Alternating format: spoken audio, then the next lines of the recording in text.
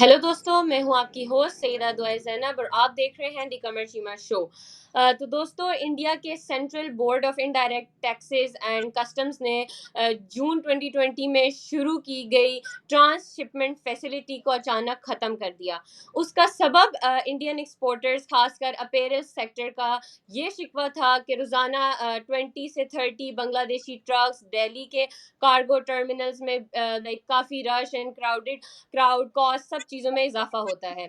साथ ही हम देखें तो FIEO के जो डायरेक्टर जनरल हैं अजय सहाई, उन्होंने भी इस फैसले का खुशी से इस्तकबाल करते हुए कहा कि जो अब इंडियन कार्गो के लिए ज़्यादा एयर कैपेसिटी दस्तयाब होगी।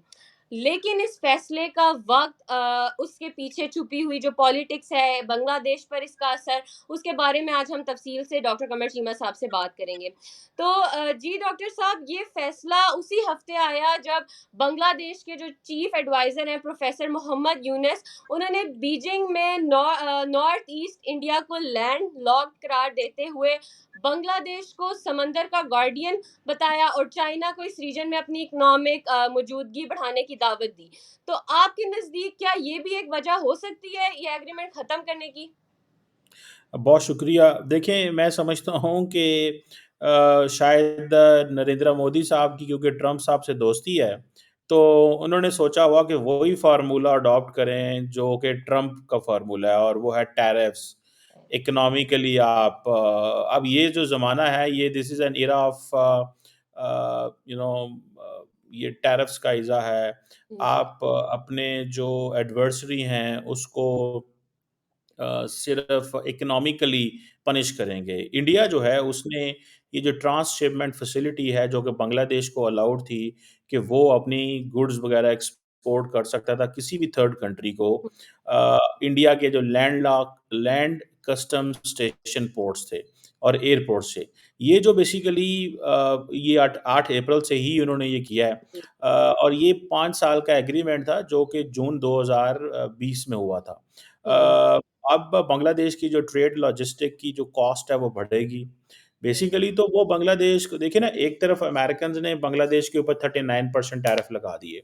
वो तो चलो ट्रम्प एडमिनिस्ट्रेशन ने उसको 90 डे का मोरेटोरियम उसके ऊपर लगा दिया है। हम्म। लेकिन बांग्लादेश के लिए इकोनॉमिक चैलेंज तो बढ़ गया। यस। और जिस तरह ये बात की जा रही है कि जब बांग्लादेश के जो चीफ एडवाइज़र हैं मोहम्मद यूनुस साहब गए चाइना और वहाँ जाके कहा कि इनकी जो लैंडलॉक्ड स्टेट्स हैं, वो तो कुछ भी नहीं है और आप हमारे ज़रिए जो है वो समंदरों तक एक्सेस करें, तो ये एक मसला तो बनेगा।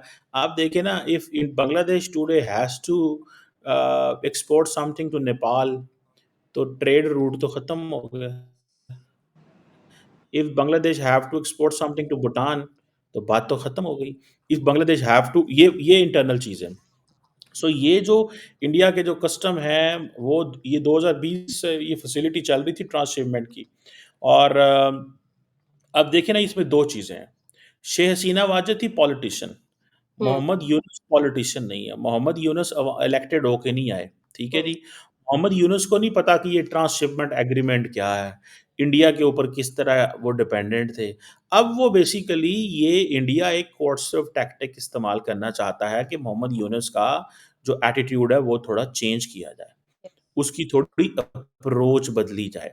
अब ये देखें कि ये जो ट्रांसशिपमेंट फैसिलिटी थी, इसकी वजह से बांग्लादेश के जो एक्सपोर्टर थे, वो इंडियन टेरिटरी के ज़रिए मुख्तलिफ़ जगहों पे पहुँचते थे और कार्गो जो चलते थे बांग्लादेश से, वो इंडिया की लैंड कस्टम स्टेशन से गुज़रते थे और इंडिया का जो इंडिया का इंदिरा गांधी इंटरनेशनल एयरपोर्ट है दिल्ली के अंदर, वहाँ से होते हुए जो है वो बांग्लादेश की जो एक्सपोर्ट है वो यूरोप, वेस्ट एशिया और इन इलाकों में पहुँचती थी। और जैसे मैंने पहले बताया कि 2020 में ये एग्रीमेंट इंट्रोड्यूस कराया गया था और अब उन्होंने बांग्लादेश को बेसिकली बताया कि आपकी वैल्यू क्या है? हम्म। आपकी आपकी औकात क्या है? वो उसको थोड़ा-सा बता रहे हैं कि आपके पास तो लॉजिस्टिकल इंफ्रास्ट्रक्चर नहीं है। आप हमारी 7 स्टेट की बात करते हैं हम्म। कि वो समुद्र तक एक्सेस नहीं रखती, तो आपको तो हम कहीं का भी नहीं छोड़ेंगे। सो बेसिकली उन्होंने फैसला किया सज़ा देनी है। अब आपको याद होगा कि जयशंकर जब बिम्स्टेक के फोरम पे गए, तो वहाँ पे जाके उन्होंने कहा कि ये जो हमारे बारे में बात की गई है, उस बात को थोड़ा समझने की ज़रूरत है कि हम एक लैंडलॉक्ड कोई नहीं है, हमारा कुछ 6,500-7,000 किलोमीटर की हमारी कोस्टल टेरिटरी है, हम ओपन हैं और हमें पता है क्या करना है। सो आप देखें इट मीन्स कि जो नरेंद्र मोदी की मुलाकात मोहम्मद यूनुस से बैंकॉक में हुई है, that was not a good talk, one yes. Thing. It means कि Narendra Modi doesn't want to make Mohammad Yunus happy and he doesn't want to win him. Narendra Modi वही करना चाहते हैं जो डोनाल्ड ट्रंप दुनिया के साथ करना चाहते हैं। Narendra Modi wants to change the behavior of Bangladesh through economic coercion. That hmm. is what mindset is कि ये इकोनॉमिक कोर्जन करो, इंडिया बांग्लादेश के अंदर चीखो पुकार होगी। अब होगा क्या? देखें, जब इंडिया बांग्लादेश को के बिजनेसमैन को टाइट करेगा, तो वो हुकूमत को परेशान करेंगे। एक बिज़नेसमैन जो है, उसकी कंपनी में 500 मुलाज़िम है, एक बिज़नेसमैन की कंपनी में 500 मुलाज़िम है, फिर 500 मुलाज़िम है। 10 कंपनियाँ फॉर एग्ज़ाम्पल इस तरह के बिज़नेस में इन्वॉल्व हैं, 5,000 बंदा वहाँ काम करता है। अगर 5,000 बंदे में से 2,500 बंदा रोज़गार हो जाता है, बेरोज़गार हो जाता है। 5,000 बंदे में से 2,500 बंदे की और इंडिया और बांग्लादेश अपनी मार्केट भी लूज़ कर जाएगा। रोजगार। देखिए, आप सबसे इम्पोर्टेंट चीज़ ये होती है कि आप अपनी मार्केट लूज़ कर जाएँ। जब हम्म। आप मार्केट लूज़ करते हैं, तो फिर आप गए, फिर आपकी कोई वैल्यू नहीं है। ठीक है? फिर आप समझ लें अपने आप को, आपकी कोई वैल्यू नहीं है बिकॉज़ आपके लिए ये आपकी मार्केट की वैल्यू है। तो इंडिया ने बेसिकली उनको ये बताया है कि आप बेसिकली अपनी मार्केट खो रहे हैं और आपके लोग बेरोज़गार होंगे, ठीक है जी? और ये जो वो जिसे कहते हैं ना और अब इंडिया क्या कह रहा है? देखिए, वो जायसवाल साहब को मैं सुन रहा था, जो भारत की उनकी मिनिस्ट्री ऑफ एक्सटर्नल अफेयर के स्पोक्स पर्सन हैं। वो कह रहे हैं जनाब वो जो ये जो ट्रांसशिपमेंट एग्रीमेंट था, इसकी वज़ह से इंडिया के एयरपोर्ट्स के ऊपर और पोर्ट्स के ऊपर बहुत सारी कंजेशन होती थी। तो शेख हसीना के दौर में कंजेशन नहीं होती थी। उस वक़्त इंडिया बांग्लादेश को ये फ़ेवर देके बांग्लादेश का एटीट्यूड बदलता था। हम्म। ठीक है? इसको बोलते हैं हम इंटरडिपेंडेंस, ठीक है? ये मार्केट्स दुनिया में इंटरडिपेंडेंट है। मैं तो समझता हूँ कि इंडिया के लिए बड़ी अपॉर्च्युनिटीज़ आई हैं सामने। एक हम्म। तो इंडिया जो अमेरिका, चाइना के ऊपर सैंक्शन लगा रहा है और इंडिया के अंदर फ्रेंड शोरिंग हो रही है। दूसरा, इंडिया को इस चीज़ का पता चला है कि the best thing to do is कि आप इकोनॉमिक कोर्जन। और मैं आज ये चीज़ सोचता हूँ कि पाकिस्तान और इंडिया के जो ताल्लुकात हैं, अगर फॉर एग्ज़ाम्पल ये अच्छे भी होते हैं और बीच में कहीं ख़राब होते हैं, तो इंडिया जो है, इसी इकोनॉमिक कोर्जन को इस्तेमाल करके पाकिस्तान को टाइट कर सकता था और पाकिस्तान भी इसी इकोनॉमिक कोर्जन को इस्तेमाल करके इंडिया को टाइट करता, अगर इंडिया अपनी एनर्जी सप्लाइज़ अफ़गानिस्तान और सेंट्रल एशिया से मँगवा रहा होता। तो हम्म। वो दोनों मुल्क जो हैं, वो दोनों इसलिए पाकिस्तान इंडिया के ऊपर 100% ट्रस्ट कभी नहीं करता और हम्म। इंडिया पाकिस्तान पे कभी भी पूरा ट्रस्ट नहीं करता। तो वो अब इंडियंस कहते हैं जनाब कि वो बैकलॉग है, वो हमारे को जो है ना हमारे लोगों के लिए मसले बन रहे थे। For us the Indian people are more important, ठीक है जी? सो ये चीज़ें जो हैं वो hmm. They are there. So this is what I understand by the way. जी मुझे मैं ये सब लगता आपने जी जी। बोले, बोले आप। जी, मैं सब आपने अभी बात की कि ऑब्वियसली जो बांग्लादेश है उस पे इम्पैक्ट तो होगा। लेकिन साथ ही हम देखें कि जो फॉर्मर प्रेसिडेंट है बांग्लादेश के, हम कह लें जो गारमेंट मैन्युफैक्चरर्स हैं या एक्सपोर्ट्स एसोसिएशन की, रुबाना हक, उनकी तरफ से आया है कि जो बांग्लादेश है वो जो है उन्होंने हमेशा डायरेक्ट शिपिंग को ही प्रायोरिटाइज़ किया है और इम्पैक्ट जो है वो होपफुली इतना स्वेयर नहीं होगा। बट ऑब्वियसली उन्होंने कहा है कि इट डज़ हैम्पर हम देखें तो इंट्रा रीजनल पोटेंशियल, पर उन्होंने कहा है कि इतना स्वेर हम पे इतना वो नहीं होगा इम्पैक्ट। तो आपका इस पे क्या कहना है? देखिए, इट मीन्स कि Bangladesh also want to retaliate, वो भी हुँ। रिटेलिएट करना चाहता है, ठीक है? और बांग्लादेश ये इंप्रेशन नहीं देना चाहता कि geopolitically we are dependent on India, या। ठीक है जी? इंडिया जो है ना दैट सराउंड्स बांग्लादेश तीनों साइड से, from west, north and east. Hmm. अब ये एक लैंडलॉक है। अब या। उसकी जो सदर्न कोस्ट है, अगर ये भी ना होती तो बांग्लादेश का तो हाल ही कोई नहीं था। ठीक है? तो वो इसी चीज़ ने बेसिकली बांग्लादेश को आज़ाद वो उस वक़्त मुल्क बनाया। तो द क्वेश्चन रिमेन्स कि बांग्लादेश जो है, उसके 3 साइड पे इंडिया है, 1 हुँ। साइड पे समंदर है। तो इंडिया जो जो ज्योग्राफ़ी है, वो इंडिया को एक नेचुरल अपर हैंड देता है बांग्लादेश के ऊपर। हुँ, सो बॉर्डर सिक्योरिटी, ट्रांजिट हो, ट्रेड हो, तो जब भी टेंशन होगी, जब भी क्राइसिस होगी, जब भी इस तरह की चीज़ें होंगी, तो इंडिया विल exert डिप्लोमैटिक और मिलिट्री प्रेशर ऑन बांग्लादेश। और फिर वैसे तो Bangladesh obviously can't compete with India. India के पास न्यूक्लियर वेपन्स हैं, मिसाइल टेक्नोलॉजी है। फिर वो जिसे कहते हैं ना, इंडिया के पास बहुत ज़्यादा एडवांस्ड एंड लार्जर मिलिट्री है, कन्वेंशनल भी बड़ा हुँ, स्ट्रॉन्ग है, न्यूक्लियर कैपेबिलिटी भी है। अब दोनों मुल्कों का कोई कंपैरिजन नहीं है किसी तरह भी। अब सवाल सिर्फ ये है कि मोहम्मद यूनुस को पैगाम दे रहे हैं मोदी साहब कि आप वो करें जो मैं आपको कहता हूँ। हुँ, आप अपना बिहेवियर बदलें, ठीक है?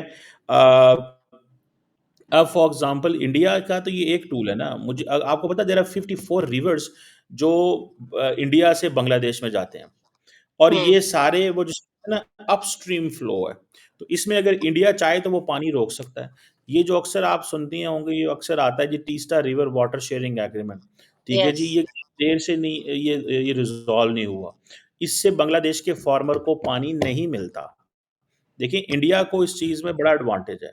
पानी बड़ा इम्पोर्टेंट है। जैसे इंडिया चाइना के साथ चीखता है ना कि जनाब चाइना इंडिया के बॉर्डर के करीब बहुत बड़ा दुनिया का डैम बना रहा है और उससे पानी रोकेगा। और फिर होता क्या है, जब पानी ज़्यादा आता है तो पानी खोलते हैं। इसी तरह इंडियंस पाकिस्तान के साथ भी ऐसे ही करते हैं। लेकिन वो इंडिया ज़्यादातर पानी रोक लेता है, लेकिन हमारा तो उनका एक एग्रीमेंट था, जो वर्ल्ड बैंक ने करवाया था। तो अब इंडिया दोबारा उस एग्रीमेंट को नेगोशिएट करना चाहता है उसके ऊपर पानी के हवाले से। और इंडिया का जो पानी का कंट्रोल है, इंडिया जहाँ पे, क्योंकि नॉर्थ में जहाँ से वो हमें पानी आता है इंडिया के, आई थिंक पाकिस्तान के 5-6 जो दरिया हैं वो भी इंडिया से पानी आता है। तो हम भी बड़े डिपेंडेंट हैं उनके ऊपर, लेकिन हम ज़्यादातर अब वो जिसे कहते हैं ना, लेकिन हमारा कुछ जो ऊपर पहाड़ों से हमारा पानी आता है उससे भी हम सर्वाइव करते हैं। सो ये हुँ, इंडिया की एक ख़ास किस्म की कंट्रोल है बांग्लादेश का। और फिर देन आप समझें कि इंडिया अपने आप को ये बिम्स्टेक जैसे फोरम, सार्क इंडिया ने बनाया कि पाकिस्तान को आउट रखेंगे, सार्क को डिसफंक्शनल कर दिया। अब बीच में वहाँ पे बिम्स्टेक में बांग्लादेश आके बैठ गया। इंडिया के लिए वो भी प्रॉब्लम है। सो इंडिया के लिए बड़े प्रॉब्लम, लेकिन India is not getting slow on Bangladesh. A, I think India जो है ना वो सारी की सारी चीज़ें रीनेगोशिएट करना हुँ, चाहता है। हुँ, और वो सारी की सारी चीज़ें इसलिए रीनेगोशिएट करना चाहता है ताकि वो बता सके कि नई बांग्लादेश की एडमिनिस्ट्रेशन को कि आपके लिए हमारी क्या वैल्यू है। हुँ, आपके लिए हमारी क्या वैल्यू है, हम कौन हैं? हुँ, आपको हमें इस चीज़ को अंडरस्टैंड करना पड़ेगा कि हमें अंडरस्टैंड करें हम कौन हैं। हम जो है वो आपको हर तरह से ओन करते हैं, आपकी कोई वैल्यू नहीं है, आप हमारे ऊपर डिपेंडेंट हैं। बहुत सारी और चीज़ें हैं। आप फॉर एग्ज़ाम्पल देखें, there is a Bangladesh, Bhutan, India, Nepal corridor है। ठीक है जी? वो भी जो जो जितनी रीजनल मोबिलिटी है वो इंडिया के ऊपर डिपेंडेंट है। सो हुँ, बेशक नेपाल, भूटान छोटे मुल्क हैं, लेकिन अगर ये जो कॉरिडोर है ये है तो इसी तरह ही ना, फिर इंडिया यस, की इन्वेस्टमेंट जो है इन मुल्कों के अंदर है। सो मुझे ऐसा लगता है कि इंडिया थोड़ा-सा इनको दबाना चाहता है। हुँ, और दबाएगा, इंडिया रुकेगा नहीं। और ये चीज़ चलती रहेगी। और ये इन्होंने अमेरिकन से सीखा है कि भई आप सीधा पहले तो आप इनको पकड़ो इकोनॉमिकली, ठीक है ना जी? और फिर आप इनको बताओ। और ये देखें ख़ास तौर पे आप देखें ये आजकल के ज़माने के अंदर ममालिक जो हैं वो कितने डिपेंडेंट हैं, ठीक है? वो कितने डिपेंडेंट हैं दूसरे ममालिक के ऊपर, कि हम इकोनॉमिकली जो हैं वो डिपेंडेंट हैं। और फिर हम और जो दुनिया है उसका फ़ायदा उठाती है, ठीक हुँ, है? आप देखें कि जो उसे जो क्या नाम है उसका, चाइना डिपेंडेंट था अमेरिका के ऊपर, अमेरिका ने उसको एक्सपोज़ कर दिया। हुँ, सो मुझे लगता है कि इंडिया थोड़ा-सा लेसन देना चाहता है हुँ, और वो कामयाब हो जाएगा। जी। मुझे दिस इज़ चीमा साहब, हम देखें तो जो दोनों ममालिक हैं वो डब्ल्यूटीओ के मेंबर्स भी हैं, और डब्ल्यूटीओ के जो ट्रांजिट प्रोविजंस लैंड लॉर्ड ममालिक को फ्रीडम ऑफ ट्रांजिट की भी गारंटी देते हैं। तो क्या इंडिया ने बांग्लादेश की जो ये ट्रांसशिपमेंट फैसिलिटी को कैंसिल करके प्रोविजंस की खिलाफ वर्जी की है, और क्या बांग्लादेश डब्ल्यूटीओ के जो डिस्प्यूट सेटलमेंट मैकेनिज्म के जरिए इस चीज़ को चैलेंज कर सकता है, और भूटान जैसे जो ममालिक हैं, दूसरे जो लैंडलॉक कंट्रीज़ हैं, उनकी ट्रांज़िट राइट्स पर क्या सवाल नहीं उठते? ये भी बड़ा अच्छा सवाल किया आपने। देखिए, पहली बात तो ये है कि Bangladesh is not a landlocked. Hmm, जैसे मैंने पहले कहा, बांग्लादेश 3 साइड एक से लैंडलॉक्ड जी, है, ठीक है? बांग्लादेश के पास समंदर बहुत बड़ा है, समझ सो पहली बात। So hmm, Bangladesh is not like Afghanistan, hmm, ठीक है? सो एक बात तो इस चीज़ को समझना होगा। The other point which is important is कि ये जो 12 मेरा ख़्याल है, if I am not wrong, तो कोई 12-13 अरब डॉलर की इंडिया बांग्लादेश की ट्रेड है, जो कि बड़ी ट्रेड है, थोड़ी ट्रेड नहीं है। हुँ, मोहम्मद यूनुस को बताया जा रहा है कि तुम्हारे लोग भूखे मर जाएँगे, तुम्हारे लोग भूखे मर जाएँगे, और तो हमारे साथ ताउन करो। सीधा-सीधा बताया जा रहा है, ठीक है? कि चाइना से पीछे हट जाओ, वरना तुम्हारे फिर बुरे हालात हो जाएँगे। सो मुझे ये लगता है, व्हाट आई अंडरस्टैंड, कि डब्ल्यूटीओ ये मसला नहीं जाएगा। हाँ, भूटान अगर जाना चाहे तो, पर भूटान क्यों जाएगा? भूटान हुँ, क्यों जाएगा उधर? क्योंकि भूटान तो कंप्लीटली डिपेंडेंट है ऑन क्या नाम है उसका, हुँ, इंडिया के ऊपर। इंडिया और वो तो इंडिया से बड़ी फ़ेवर्स लेता है, हर रोज़ हुँ, फ़ेवर ले रहा होता है, ठीक है? सो मुझे नहीं लगता कि ये चीज़ जो है वो होगी। मुझे ये लगता है, you know what I understand and what I have वो जिसे कहते हैं ना, इस चीज़ को देखा है। मुझे ऐसा लगता है कि वो ये कहेंगे कि नेपाल भी खामोश रहेगा, looking at the Bangladesh India situation, Bhutan भी खामोश रहेगा, लुकिंग एट ये जो सिचुएशन है, कुछ ज़्यादा वो बोलेंगे नहीं। इंडिया उनको मैनेज कर लेगा कि आपको जो चाहिए वो हमसे ले लिया करो, आपको तो कॉस्ट और ज़्यादा सस्ती पड़ेगी अगर आप हमसे इम्पोर्ट करोगे। तो बेसिकली इंडिया बांग्लादेश को एक इंसेंटिव दे रहा था। सो मेरा नहीं ख्याल ये डब्ल्यूटीओ में जाएँगे, और दूसरा ये है कि वो कहेंगे जी ठीक है, आप समंदर के रास्ते कुछ ऐसा भेज दें, या आप कुछ वो करवा लें।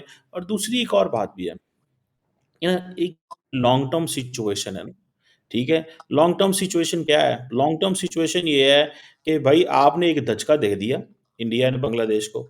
जब धचका दे दिया, तो उसके बाद अब पैनिक शुरू हो गई।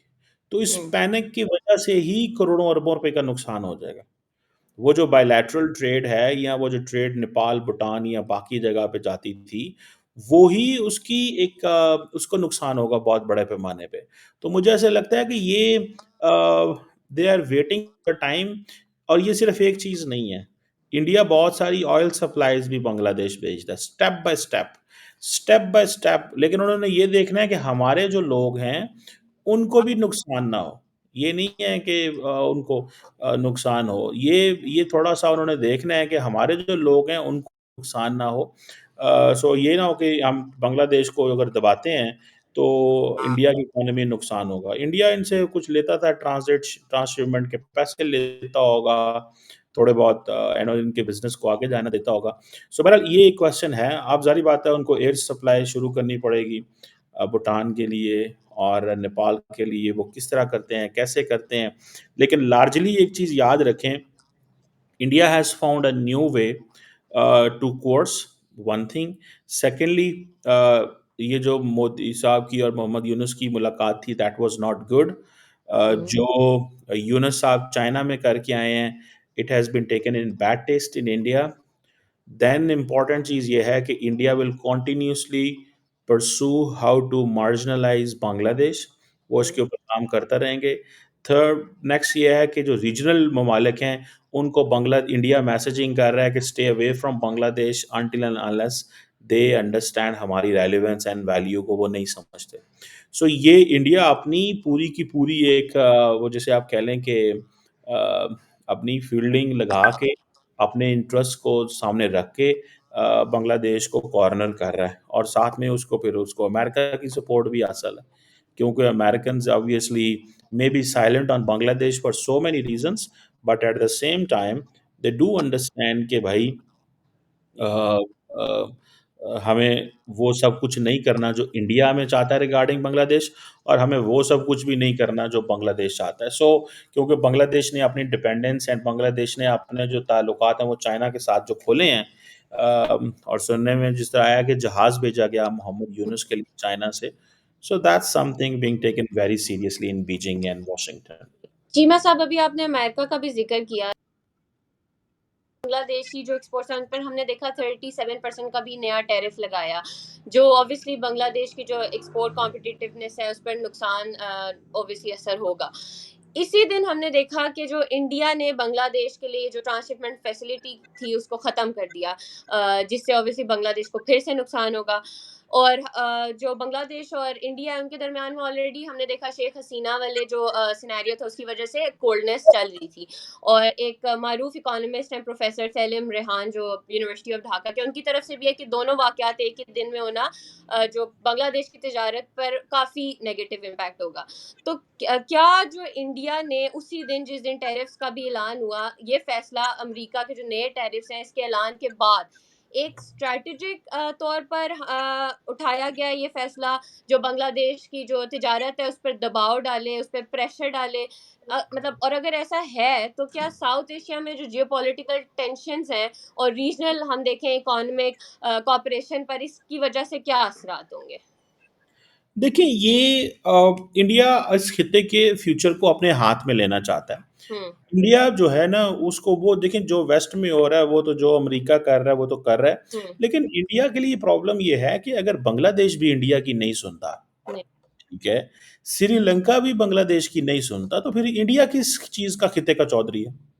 हम्म। इंडिया अपने आप को खित्ते का चौधरी बना रहा है। वो कह रहा है मैं इस खित्ते का चौधरी हूँ और बांग्लादेश तुम भी लाइन में खड़े हो जाओ, श्रीलंका तुम भी लाइन में खड़े हो जाओ, नेपाल और भूटान की तो बात कोई नहीं है। पीछे रह गया वो जो था क्या नाम है उसका बैंकॉक, हम्म। उसको कह दिया भाई साहब आप हमारे आपके साथ स्ट्रेटेजिक पार्टनरशिप खोल लेते हैं, आप ठीक है आप काम कर रहे हैं चल।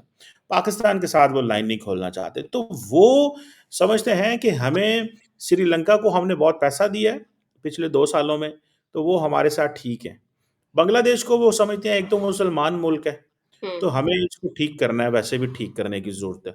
इनका स्टाइल, इनका अंदाज़ और दूसरा ये है कि इस मुसलमान मुल्क की थोड़ी तबीयत ख़राब है क्योंकि देखें इंडिया के अंदर इंडिया के जो पॉलिसी फ्रेमवर्क के अंदर religion has a value, yes. इसको समझें आप। और प्राइम मिनिस्टर मोदी हो या उनकी जो लीडरशिप हो, वो एक रिलिजियसली उनकी अप्रोच होती है। वो दुनिया में जहाँ जाएँ, मोदी साहब थाईलैंड गए हैं, तो वहाँ पे भी रिलिजियस प्लेस में गए हैं। श्रीलंका गए हैं, तो वहाँ भी रिलिजियस प्लेस में गए हैं। सो वो ऐसे ही करते हैं। सो मेरा ख़्याल है कि वो बांग्लादेश की तबीयत ठीक करना चाहते हैं, पर किस तरह कर पाएँगे? बांग्लादेश रिटेलिएट करेगा, ये भी एक सवाल है और मेरा ख़्याल है बांग्लादेश रिटेलिएट करेगा क्योंकि बांग्लादेश के अंदर there are sentiments and hmm. Let me tell you, this kind of things they create nationalism some at times for the countries. एक आखिरी सवाल जो मैं आपसे पूछना चाहती हूँ कि जो ये एग्रीमेंट था ऑब्वियसली बिटवीन बोथ कंट्रीज, क्या इसमें जो विदड्रॉल के हवाले से कोई स्पेसिफिक कंडीशंस नहीं थी, लाइक अचानक से इस तरह का विदड्रॉल या एग्रीमेंट को तोड़ देना, और साथ ही साथ हम देखें तो मतलब उन्होंने इस विदड्रॉल किया है, तो इससे इंडिया की इंटरनेशनली इमेज पे क्या असर पड़ेगा, और फिलहाल तक इंटरनेशनल कम्युनिटी का कोई रिएक्शन आया है इस बारे में? देखिए इंटरनेशनल कम्युनिटी को कोई नहीं, ये बायलैटरल एग्रीमेंट है और दूसरा ये है कि इसमें कोई ना कोई ऐसी ज़रूर क्लॉज होगा और मेरा ख्याल है ये जून वैसे ही 2025 में ख़त्म होने वाला था, तो इसको कोई हम्म। इतना नहीं था। ये अप्रैल तो में 2 महीने पहले ही उन्होंने इसको ख़त्म किया है, तो वो इतनी तो ले सकते हैं लेवरेज, मेरा ख्याल है। So it's not that case but 2 महीने के लिए अब कौन जाएगा इंटरनेशनल इंस्टीट्यूशंस में और कौन सुनेगा? असल में the damage has been done कि आप अब हमें इस्तेमाल नहीं कर सकते। That's over. जी। हम्म। जी, बहुत शुक्रिया शीमा साहब। तो दोस्तों आज हमने देखा कि इंडिया के जो central board of indirect taxes and customs हैं उन्होंने ट्रांसशिपमेंट फैसिलिटी को अचानक से ख़त्म कर दिया। रीज़न उनके अकॉर्डिंग तो यही थी कि कंजेशन था, कॉस्ट हाई थी, काफ़ी क्राउडेड था एवरीथिंग, बट काफ़ी और भी हमें रीजंस नज़र आते हैं जिसमें ऑलरेडी दोनों मुल्कों की हमने देखा कोल्डनेस भी चल रही थी। हमने देखा कि जो मोदी साहब और जो ये चीफ एडवाइज़र मोहम्मद यूनुस हैं इनकी मुलाकात भी कुछ खास अच्छी नहीं रही, और जो मोहम्मद यूनुस का कहना था लैंड लॉक करार देना या फिर बांग्लादेश को समंदर का गार्डियन करार देना, चाइना के हवाले से बात करना। बेशक जो एक्सटर्नल अफेयर मिनिस्टर है जयशंकर, उनकी तरफ से भी जवाब देते हुए बे ऑफ बंगाल के बारे में उन्होंने जिक्र किया कि वो इंडिया की सबसे लंबी कोस्ट लाइन है, और नॉर्थ ईस्टर्न रीजन को भी उन्होंने बिम्स्टेक का कनेक्टिविटी हब करार दिया। तो काफ़ी चीज़ें इस तरह से चल रही हैं, देखते हैं फ्यूचर में क्या होता है। फिर मिलेंगे एक नए टॉपिक के साथ, नए एपिसोड में। Take care.